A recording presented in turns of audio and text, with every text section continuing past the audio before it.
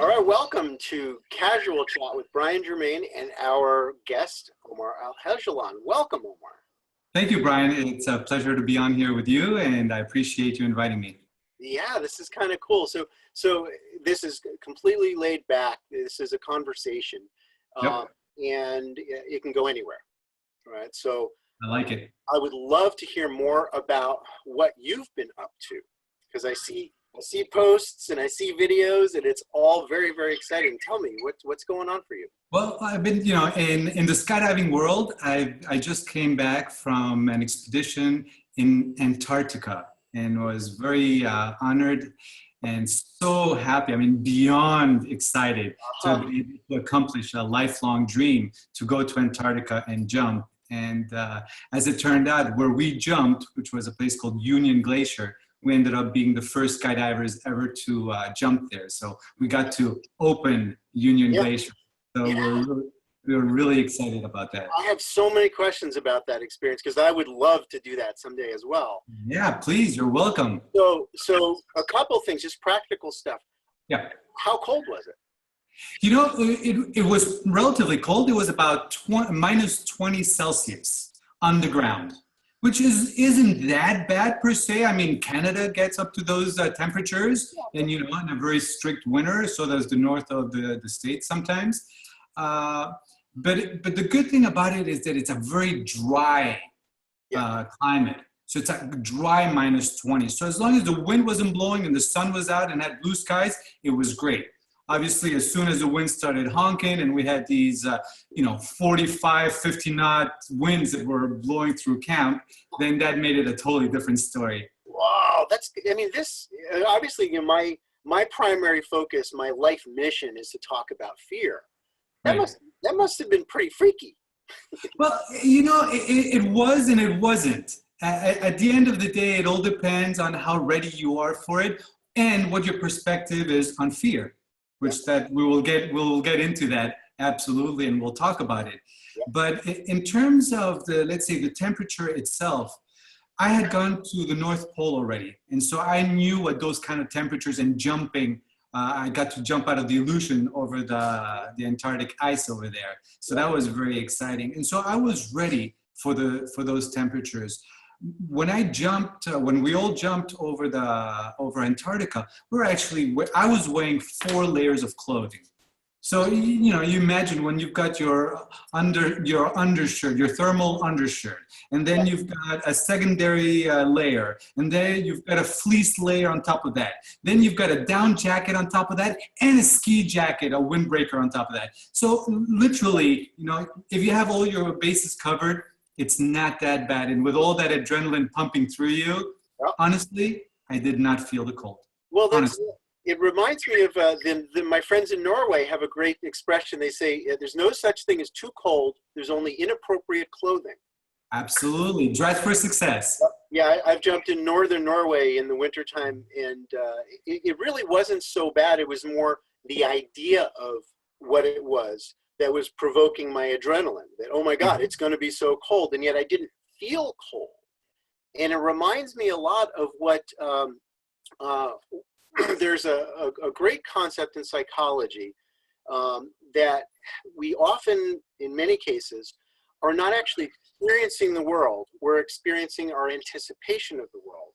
And this is what provokes our fear, provokes our anger, or all our experiences in the way that if you were to taste something very bitter, you would make a bitter face. It's stereotypical, it's cross-cultural. Mhm. Now, if I was to then bring that same bitter food to your face without you tasting it, without you even smelling it, you would make the same face. It's the anticipation. For me, Absolutely. I believe that's what causes it. And I totally agree with you. In neurolinguistic programming, NLP, and in metaphysics, we call that perception, projection, reality.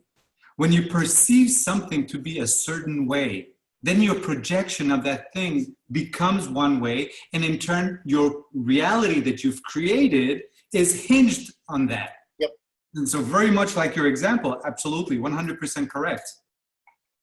Yes, indeed. Yes, indeed. So I think that it brings us nicely into this topic of how do you wear your fear. You know, it's natural to have a flash fire of fear. That's the way I think of it. That fear is a fire, and sometimes you get these little puffs. Hey, sorry, you know, the grass was dry. It happened. You got afraid. You got a spike of energy in your body because something scared you. The question is, does it turn into a forest fire? It does turn into a forest fire, but the forest fire that I believe it turns into is a forest fire of positivity and success. Mm-hmm. And I'm a firm believer of that. And you know when I learned this, Brian? It was when I started base jumping. Yeah.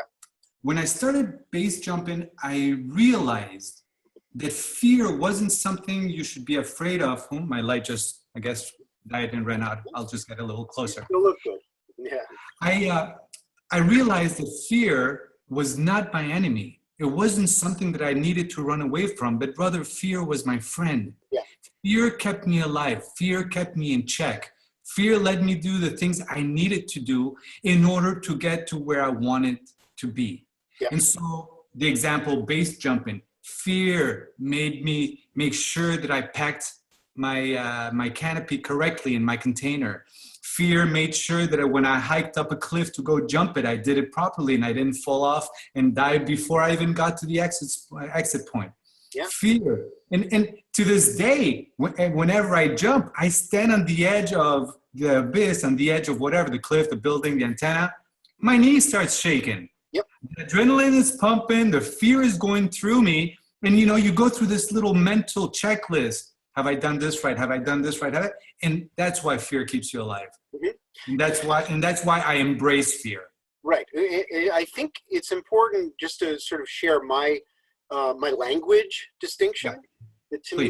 To me, the way I define fear is when the adrenaline levels get so high and the negative visualizations get so frequent, the sort of looping, that mm-hmm. we get drawn into this negative reality we actually created in a variety of ways. And to me, so fear is this runaway process of negativity, whereas caution mm-hmm. is attention to detail, where we convert this raw energy into something that we can use. Instead of throwing gasoline on the engine of the car, we actually put it into the engine. Mm-hmm. We utilize the energy and we convert it into this love of the experience, which to me, the opposite of fear is love. And love comes in many forms. We water down that word to mean, oh, it's Valentine's Day. It's, you know, your one loved one. And I said, no. First of all, in my belief, all of your loving relationships, all of your friendships are real love. They're not lesser than. Mm-hmm. They're just as valuable, and you're going to learn as a soul just as much from those as all the others. So let's not belittle them. Let's take that a step further. Your love of the experience of standing on the edge of a cliff, you know, mine as well when I get a chance to do it, knowing that I'm about to jump off, my love of flight, you know, my love of freedom, my love of expression of human potential when we put ourselves into that groove of expertise. Agreed. If you don't mind, I would like to take a minute and to tie into what you're saying and to bring in a little bit of what is known as emotional literacy. I don't know if you know, I'm pretty sure you know of the term emotional literacy. A lot of people don't know about it. A lot of people don't understand this concept. And so if it's okay with you, I'd like to talk about that for a little while. Yeah. Basically, we're talking about these emotions. And right now we're talking about the emotion of fear. So let's take it one step back. First of all, what is an emotion? An emotion would be E, like in physics, energy in motion. Emotion, energy in motion. And in order to understand your emotions, you have to be able to recognize your emotion. Then you have to acknowledge your emotion. Once you've done that, you can understand your emotion, and in so doing, then express your emotion. Yeah. Now there's a very cool concept, and I don't know if you know about it. It's called emotional alchemy. Have you ever heard that term? Yes. And the term and for those of you out there that have never heard about it, is how to take an emotion and, just like Brian said, translate it into a different emotion. And so I'm going to give you guys a really quick, very easy technique that's called a drop of joy technique. So let's say you're feeling fear, okay? And you're really scared. You're worried about an event or something happening. So the first step you do is, obviously, you recognize it, you own it, that it's yours. And then you understand it. And once you understand it, I want you to feel it. Really, truly feel that fear. I mean, let all the juices of fear fill your head. I mean, to the point where you're sweating, that you're so scared. Then take a minute, take a deep breath, and now I want you to think of one of the happiest moments of your life. I mean, a moment that brought so much joy to you. And then really, truly, genuinely feel that joy. So now all the juices of joy are in your brain, in your head. And guess what? Once you mix those two, you have that alchemy, and kind of like hydrogen and oxygen become water. Well, we can do the same thing. We can turn fear, and with a drop of joy, turn it into compassion. And then when you take that compassion, and then you do it all over again, and then you add another drop of joy, then you turn it into sheer passion. And that's how you can go from fear all the way to passion. Now, some people don't have to actually physically think about doing it because they live such joyful lives. So the happier your life is, the happier a person you are. If you're not that person that's angry every minute, you wake up and you're angry and life is not good and I don't like the job I'm living in and, my wife is nagging me and the kids are crying. But if, on the other hand, you're the kind of person that wakes up, you look at the sun, you say, God, I'm so blessed to be alive. You turn over, you look at your spouse and you say, I'm the luckiest person and I love you so much. Your children are crying and all you want to do, you don't hear the sound, but you feel the resilience and you feel the vibrations of the love that you have for them to take them into your arms. And you love the destiny, the roots and the journey that takes you to your work and your whole life. Most likely than not, you will be automatically doing that alchemy yourself. Yeah, it's beautiful. There was a couple words that you said that sparked this whole new chapter of what where we can go with this. Sure, go right ahead. One we talked about, and I think it's common knowledge within the human conscious collective that the two opponent ends of the spectrum in the emotional experience are love and fear. And when we are truly feeling afraid, you're in a dangerous circumstance, right? You're in an aircraft that is not functioning properly and everybody has to jump at 2,500 feet. Yep. It happens, right? And we have the ability to get selfish. That's capable within us, right? The fight, flight, or freeze. Fight or flight response, right? Yeah, well, I always try to remind it's fight, flight, freeze, and freak out, right? It's another option. There, it's in the house. It's there. It's definitely there. Right? But I find that when I'm in those circumstances and I choose to take a leadership role in helping others, in serving, in the motion of my compassion, results in a completely different mindset. Instead of feeling locked up and afraid and selfish and sort of hopeless, I choose to look outside of myself. And in the process of acting out love, right, the verb form of love, right? Yeah, absolutely. My own fear is gone. It's dissolved. I feel energy, right? I feel empowered. And if I need to, lift a heavy thing off of my child because they're trapped under something, I become, a superhero. We know we're capable of it. So the energy gives us a lot. But when it's funneled into this path of service, my experience is we've really tapped into something huge. And I'm seeing that coming out in so many different ways right now in the world. People are sort of in shock and awe because so much has changed in the past month that people are terrified. But when they take action towards helping others in raising awareness, it really does something beyond just this shock and awe. Move to the back seat of the bus and just watch it all happen. Let's be proactive. Let's be productive. Let's be creating of what we actually want. We're not shouting into the darkness, not freaking out about it. Let's be the solution, not the problem. I totally agree. And unfortunately, fortunately, we have a lot of people such yourself that are doing this, and we're seeing that. But the majority is still at this point that they're so gripped with fear that they're doing that knee-jerk reaction. They're not taking the time to really analyze. They're not taking the time to see what it is that they can in fact do to make this more beautiful world.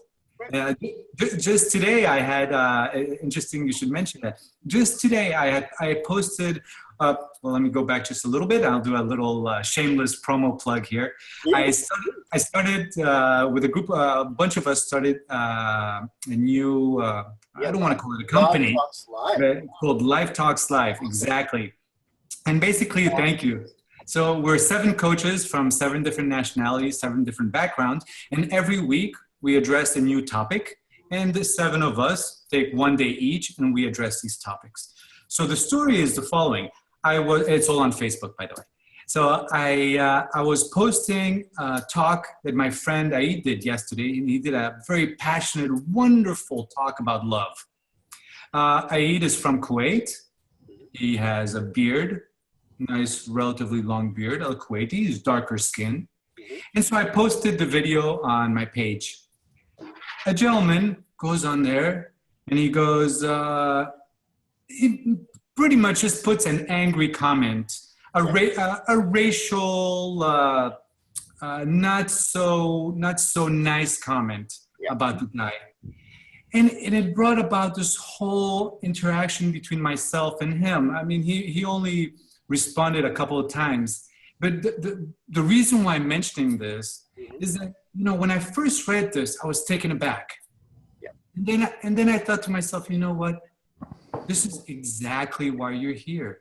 To explain to this guy. I mean, you don't need to explain to your friends things. They usually know those things. But when someone is mad and someone's angry and they just lash out, well, I have 2 options. We can either fight back and put brick against brick, which usually breaks, or we can be cotton to their brick. And cotton to their brick doesn't mean that you have to take everything they say and bend over to them. No, it means understand their fear, understand their words, be compassionate to their feelings, and try to explain to them what it is that we are doing, why we're doing it, and what is happening. And so for me, it was a wonderful exercise in changing an initial feeling of anger or being upset, that trigger. You know how when you read something initially, it just brings that in you? Whoa, exactly. And taking that 1 second to take that deep breath and say, no, this is a challenge. This is a challenge to go and be able to talk to this man and explain to him that things can be done, that not every Arab is evil. Not every Muslim wants to hurt you, but rather it's all about us and how we decide to perceive it. There you go. And I'm also hearing another aspect here where you mentioned compassion. To look a little bit deeper into why people have these stereotypical, predictable responses, right? We are a product of our culture. And I'm not just talking about which country you're from. Our culture is inside of these boxes and it's given to us. We're told, here's how you should think, here's the stereotypes, this is what you should be inflamed about. And it is, it's a programming process and it's non-personal. And so when people are carrying out these negative roles, to me, it's important to separate the human being, the soul, from the programming, right? It's just software. They're running old software, the old world of war, of enemy, of distinction, of lack of equality. And so for me, when I see that stuff, there's a teeny bit of sadness that we all have been programmed. And there's a whole lot of hope because we've realized this. We're starting to wake up to the fact that if I turn off my television I only watch things that are inspiring, that nurture the feeling of my original intention, which is I want to see love grow in the world for everybody, especially the people that are steeped and stuck in miserable bastard syndrome. Absolutely. Absolutely. And they're the ones that need the most help.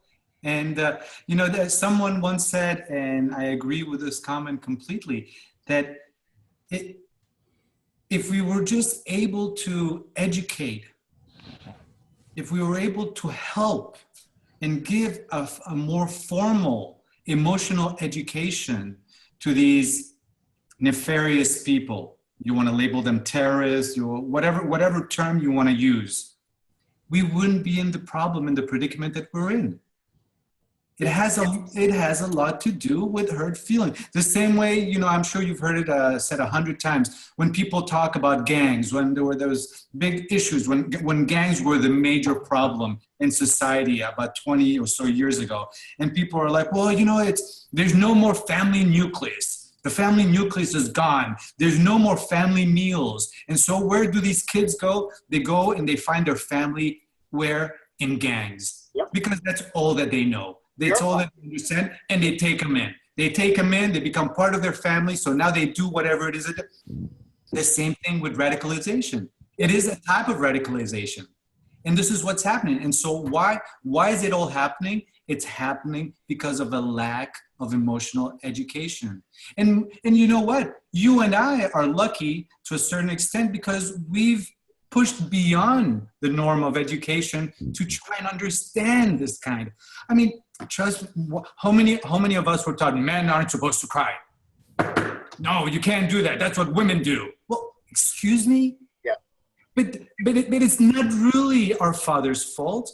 They just did the best with the information that they had. They were just trying to watch out for us, and they figured if I tell them this, then my son is going to become a man. Well, they didn't understand that I can still become a man without being thrown into these kind of stereotypes and just given more education. Absolutely. To look at a human being, regardless of the package that they're in, male or female, or which race they're from, or which planet they're from, doesn't matter, right? Doesn't matter. There is a soul inside that has basic intentions. And to me, what makes you what your parents hoped you would become is not that you're macho, it's not that you're rich, it's not that you're successful or that you have 100 kids. Virtue is the word I want to bring into the conversation here, is what is virtue? What makes somebody of value to the world? Authentic virtue.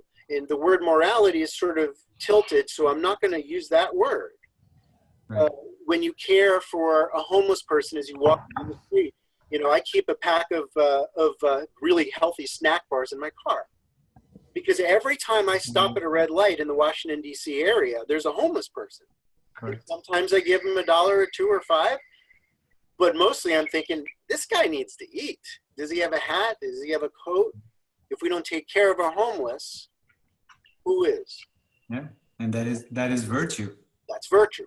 That is virtue. And so that's the question I want to ask the world is, what else is virtue? Where else can we go with that in our fearless attention to that intention? Yeah. And I think you bring a very valid point. And part of it, I think, is we have to understand the concept, and the Dalai Lama said it best in terms of the one thing that we all have in common, or the one inalienable right, if you want, is we have the right to be happy. And it, like you said, it doesn't matter where you're from, it doesn't matter what color you are, it doesn't matter what religion you are, everybody has the right to be happy. And if you understand, if you can be virtuous and understand the simple concept that every man or woman has the right to be happy, then there's a bond that is created with everyone. Yes. And instead of looking at all the differences, let's start by looking at everything that we have in common. At the end of the day, I don't care what religion, what color, what ethnic background you're from, we all bleed red. It's that simple. All our bloods are the same color. And that's one thing. The second thing is we all have this right to be happy. Like I look at your face and it makes me happy. I'll be honest with you. You have this beautiful face, Well, and hey, you're it takes one to know one. and, and you know what? It's been years and years, and I've always told you this. I respect you madly, and especially the way you communicate and you verbalize. The posts that you put on Facebook are always so inspiring and always so uplifting. Thank you. And that helps a lot. It helps me and it helps everyone around you, because it's everyone that you get in touch with, everyone that you connect, then gets tuned into that vibration. And they take that vibration and let it resonate out. And so I thank you personally. You're very welcome. All your help that you've done and everything that you do. What else would I do? Oh, wow, it's beautiful. It's beautiful. Please keep doing it, whatever you do. Like I say, what else would I do with my time? And you as well. I mean, you've always had this really admirable quality where you show up for every conversation 100%. It's a rare quality. You truly pay attention when people are speaking. You truly are. You're not waiting to talk. You're actually hearing people. And I can feel the openness of your heart. And it's that kind of attitude that, in my experience, it leads people to be authentically happy. Absolutely. You're totally correct. And you know what? This brings up a topic, if I may, of communication. And like you just said, you know, most people that you talk to, they're not even listening to what you're saying because they're so worried about what they're going to tell you, what their reply is going to be. You know, they say, hello, then you throw in a question or a statement, and then they're thinking, oh my God, what am I going to say and respond? And they've stopped listening to anything that you said. Yep. And so communication is such an impediment to actual activities in this world because so few people take the time to actually listen, to listen and hear what the other person has to say. It's huge. It's huge. And the listening skill is, to me, it comes from an openness within ourselves, a silence within ourselves. And if we're not comfortable with silence, then there's an awful lot that we can't do in this world. And you know, that inner peace that gets built upon activities, and maybe you could call it inactivities of sitting in silence, right? Because there's lots of things that I do. Climbing mountains is a big one for me, even small ones. I'm in a silenced place. And if I can cultivate this through repeated, deliberate exposure to this experience of being absolutely focused and absolutely silent on the inside, then when I really want to open my heart and my mind to another human being, I can actually be an open chalice. Yeah, absolutely. And it's not that easy to do. Absolutely. That's wonderful. Yeah. Very true. Yeah. When we find the fear, you know, topic, how it ties into that as well, you know, it's, my fear is just thoughts. It's just thoughts about an experience that isn't even happening right now. Usually it's an anticipation thing. And I can let go of my thoughts. I'm in charge of my thoughts. I don't always believe that in the moment. Sometimes I think that the world is sort of playing me, it's working me. Everybody does. That's part of being human. But the truth is we have the ability to disengage. What's interesting is, going back to, like you said, to fear, is that fear, like anxiety, is an emotion of the future. Yeah. And it's like, well, going back to programming, back to perception, projection, reality, it's like, well, why do I want to feed something that is going to put a negative spin in the future when it hasn't even happened? I know. And so because I'm split into the past and the future, am I not? When I'm in my pain body, when I'm, as Eckhart Tolle called it, when I'm in this place of negative worldview, I'm not in the now. I'm hoping that the past, my negative past, doesn't recreate in my future, and I take a wide berth around danger. I take a wide berth around this present moment, which is pregnant with the possibility of the best case scenario at all times. But I can't get there when I'm stuck on this, I hope that doesn't happen again trip, do I? And then all you're doing by being stuck and thinking of that is you're projecting that into the future and therefore kind of making it happen. Self-fulfilling prophecy. Yep. There it is again. Yep. Yep. Yep. Yeah, Well, and so, if we take these concepts and go, okay, well, most people would listen to this topic and go, yep, that appears to be my personal experience. Okay.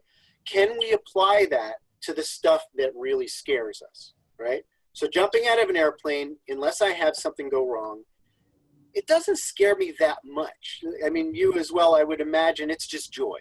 It's joy. It's because we're good at it. We know what we're doing. It's not that complicated. 3 handles. Just 3 handles. That's it. That's it. 1, 2, 3. Yep. Not so bad. And so for me, my soul journey happens when I'm outside of my comfort zone. When I'm talking to a stranger. When I'm talking to somebody whose political views appear to be diametrically opposed to my own.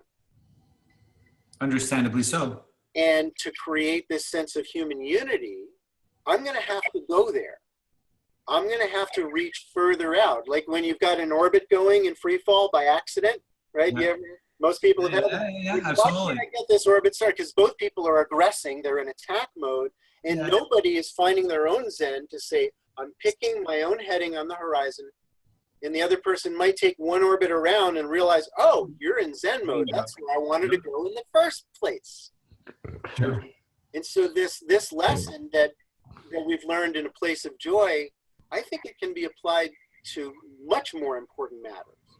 Yep. And it can be applied absolutely in creating the kind of future that we want. And now more than ever, with the political situation the way it is, not just in America, but coming up in Europe and the rest of the world, Sure. I mean, we're finding ourselves in crisis mode. And in this crisis mode, well, like we've talked about, we have 2 options. We can either just fight it and go against it, or we can try and create a more positive, better world and create and put better energy into that world so as to make the world that we want out there. Because we do have that power. And like you said, if we have the TV on and we're just watching CNN and Fox News, guess what? You've got that perceived reality that's what the world is all about, compared to the person who doesn't have a TV, doesn't watch TV. Yes, okay, he's not ignorant of the news, but it's not force-fed this negativity on a daily basis, and rather spends his time meditating, talking to people about positive outcomes, doing socially aware things and behaviors, much like yourself, with the food for the homeless, and so on and so forth. Well, that brings about a completely different reality. And that's why your reality, because of your perception, is such a beautiful one. And if more people emulated this way of being, then yes, we can and we will all create a better future for ourselves. Yep. And the future that is truly in balance with the needs of humanity is going to break with some old rules, some old ideas. The ego structures, these collective ego structures we call countries, with their borders. And it's true, you're going to have always more people in South Africa that are of a South African culture, sure. But if we start to dissolve these borders in our minds, and we sort of stop the fear that's feeding all of this stuff, and we start to help people, right? I mean, we've got a major migration thing going on all over the planet. People saying, hey, where I'm from, it's on fire. I must go to protect my children, to protect myself. I'm going to seek a better life. There's 2 ways to wear that, right? This place of fear, and this place of, you're part of my species. How can I help you? And you can make a case for why some people that migrate are a problem and we need to therefore ban everybody. But what does that do? What does that cause in our species? It's not worth it. No. The few exceptions to the rule cannot hold us back from embracing all the beautiful human beings that need our help. They need our opportunities, our new ideas. We need their opportunities and new ideas, right? Because immigrants do some very important jobs, and yes, their children will do different jobs, and their children's will do different jobs. But the value of someone with a novel perspective coming to your part of the world is something that we need to respect.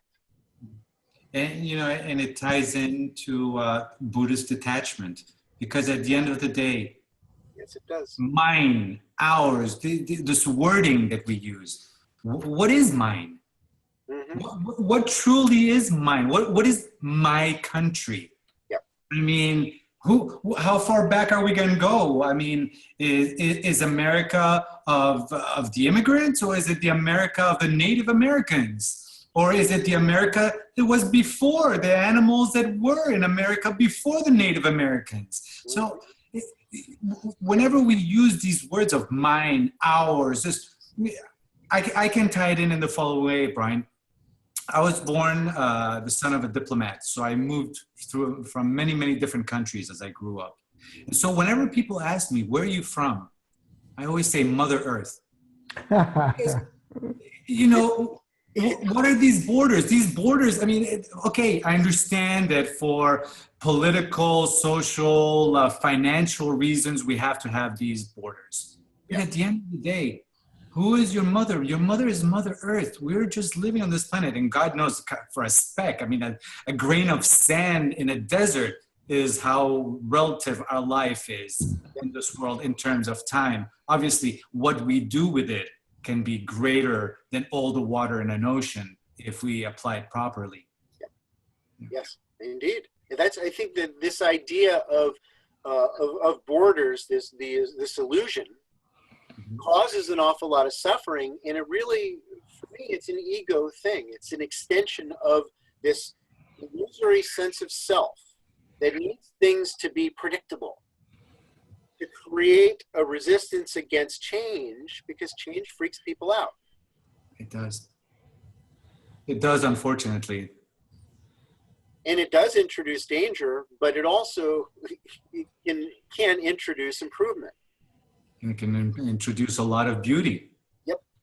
Yep. And so that's the risk of jumping out of an airplane, to me, is worth it, because it brings to my life so much more. And obviously, we say, well, what can I do to mitigate these risks, to reduce them? I can pay attention to the details, get down to business, and say yes and, right? Not yeah, but yes and. Yes, I'm moving forward into the value of this, and I'm going to allow myself to sort of surrender to the emotion that, yep, I was a little nervous about this change, about this novelty. What can I do? What can I do to make this safer and better in every possible way? One of the things that I love, as long as we're bringing it back to skydiving, for me, one of the most incredible things about skydiving is that it puts you in the now. Yep. It makes you understand what it is to live in the now. And that's something that a lot of us forget about. We get so caught up with our lives, so caught up with the work, with the family, with all the things that we have to do, that we forget all about living in the now. Like you said, you can bring it down to a conversation. The conversation, being in the now in a conversation, is paying attention, listening to the person when they talk to you, and talking to them, not one ear somewhere else, but actually paying attention to what they have to say. And I think that ties in beautifully to children and to parenting, because children are exactly that. They know all too well what it is to live in the now. Whether you have kids, you know this. Watch your kids eating, or watch your kids playing, or they've got this laser focus on what they're doing. I mean, a nuclear bomb could go off next to them. That pasta so damn good, Yeah. And that's living in the now, and that's the importance and the beauty and the magic of living in the now. And I think a lot of people would be so much more positive, so much more creative, and be so much more valuable in this world if they could just remember that and remember to tune themselves into being more in the now and not having to do those 20 million things. And you know, I think this has a lot to do with it. You know, Yeah. this computer right now that everybody deals with, everybody has 24/7. You and I lived in a world where we had to go to payphones. I mean, when we were kids and we'd go out, you know, we had to use a payphone to talk. And now everybody's multitasking because they've got calls coming and I got to send an email and I got to do this, that they forgot what it's like to be in the now. Yep. Yeah. And it ties in very well with what you were saying about happiness. We don't derive happiness. I mean, sure, we can get a pleasure sense from remembering something or anticipating a future event. Absolutely. But it's happening in the now anyway. It's my focusing in the now. And when you see a child playing, exactly, they are so saturated into this experience that they really are feeling pure joy. Absolutely. And we are children also. I think that's important to remember, that we're just them later, but we take on this role of grown-up, you know, and I have to now be responsible and not have my emotions swing all over the place the way a child would naturally. And then I wonder why my energy sometimes feels stifled. Maybe it's because I'm not allowing it to just do its natural fluctuations, and I'm pushing against it. So in an effort to stop my lows from getting lower, I find myself doing the opposite, where, you know, my highs don't get as high. And it's my fault. Yep. Because I wanted to be, you know, even keel. Whenever I used to speak to students or to friends or family about skydiving, I always used to say, it's the biggest sandbox in the world. It's a sandbox in the sky. I'm a little, there you go. Yeah. That's part of it. You have to let that kid out because he's within you. She is within you. And so you have to let him out. You have to let him play and manifest themselves in every way that they want to. Yep. And, yeah. It's very true. It's funny because it was Wayne chimed in. He said improv. That when we're dealing with things that are rolling like that, life is improv.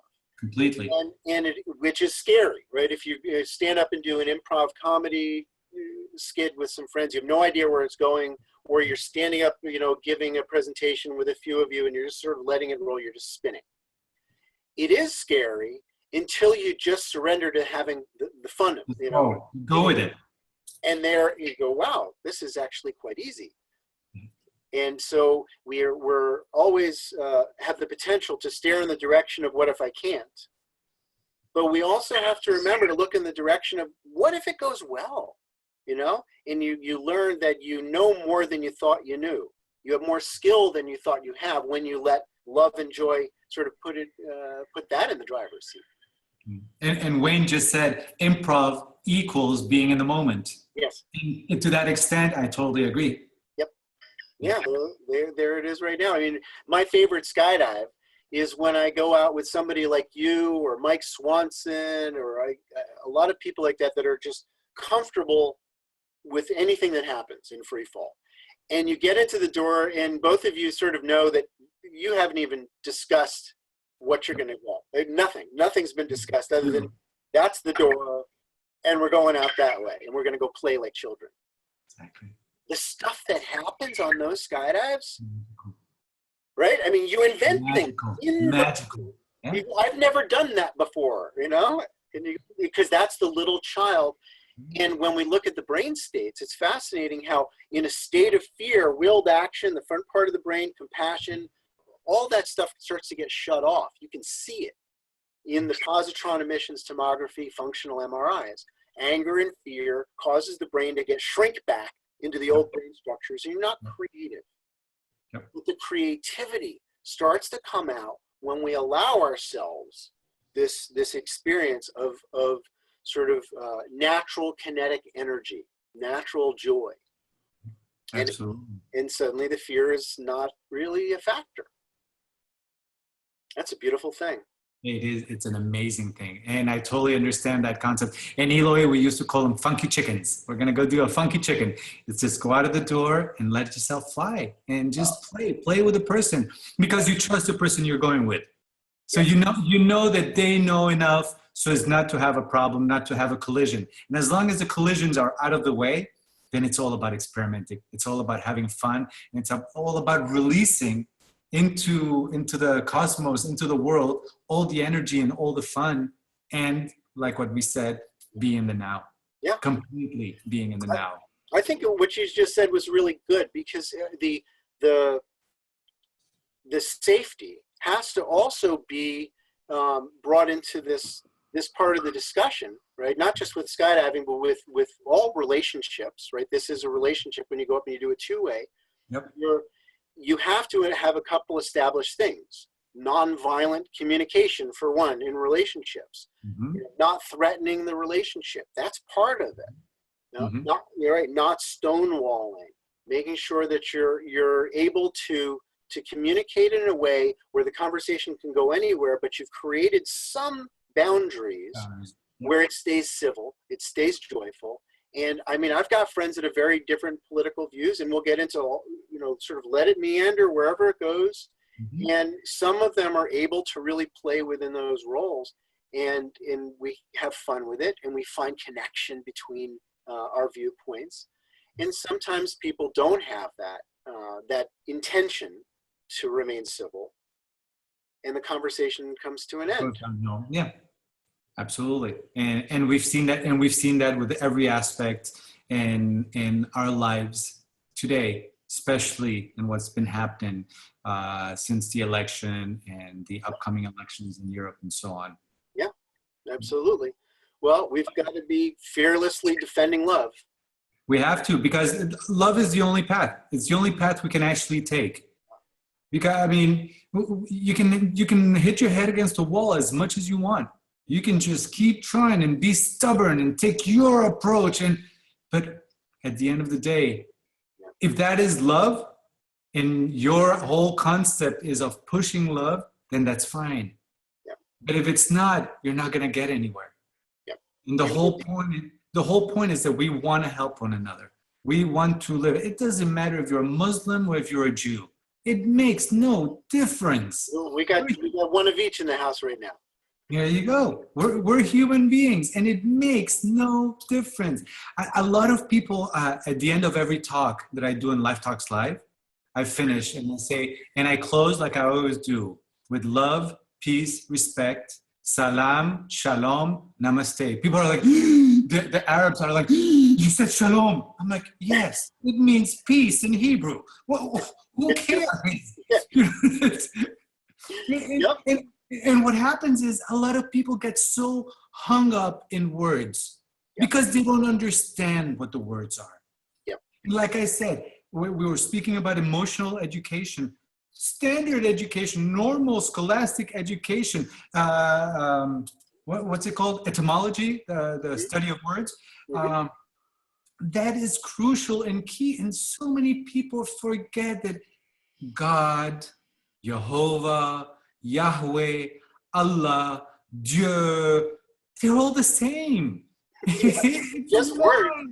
It's just words. It's just different languages. Yep. People can be so put off, oh my God, he said Allahu Akbar. That means he's a terrorist. No, he's just saying God is great. Don't you say God is great in English? Yes, God is great. Absolutely. Yep. Don't you say let's give thanks to God? Absolutely.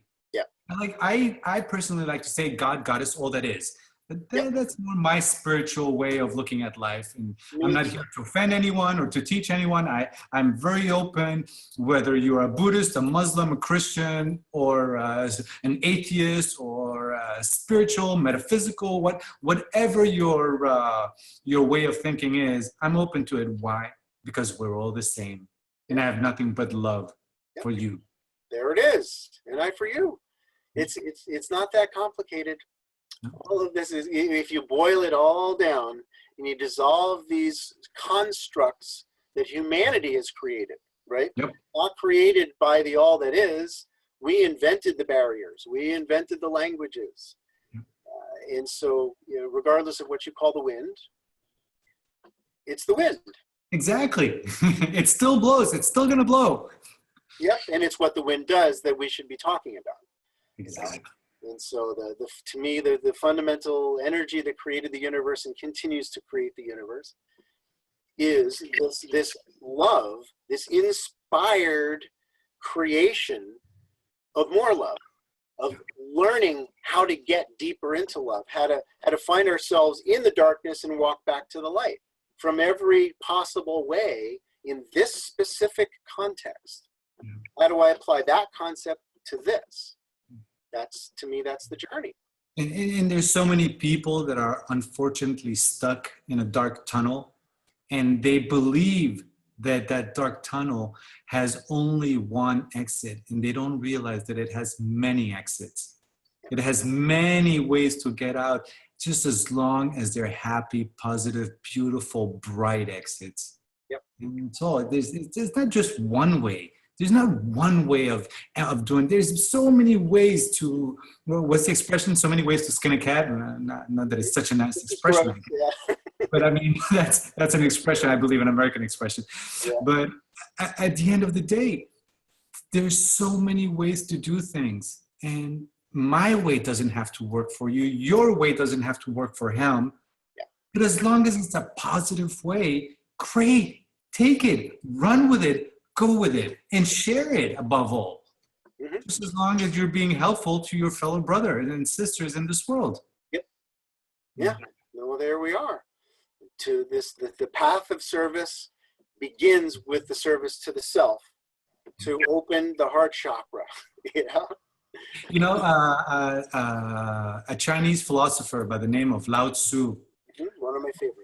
Said a beautiful, and I'm trying to remember it correctly, and don't forgive me if I don't say it 100% right, but it goes along the lines. He's talking about leadership, and he basically said that the role of a leader is first to explain the reality. Mm-hmm. The last is to say thank you, and in between, to be a servant. That's what we do. And that is what we do. That's what every parent should be doing. And that's what I think every human being should do to be a better parent, lover, husband, wife, leader. Yeah. Nurturer, right? Yeah.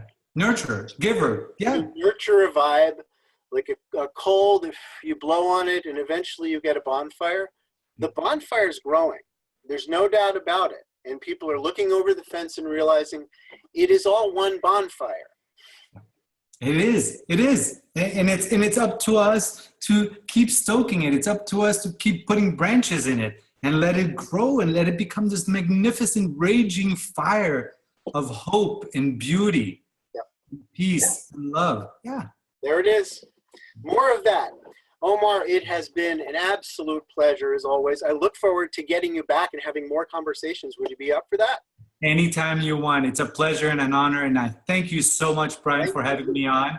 And I hope that everybody that does join in or has joined in or will join in enjoyed it just as much as I did, because this was simply priceless. Thank you so much, Brian. All right. Namaste. Namaste. Thank you all for joining.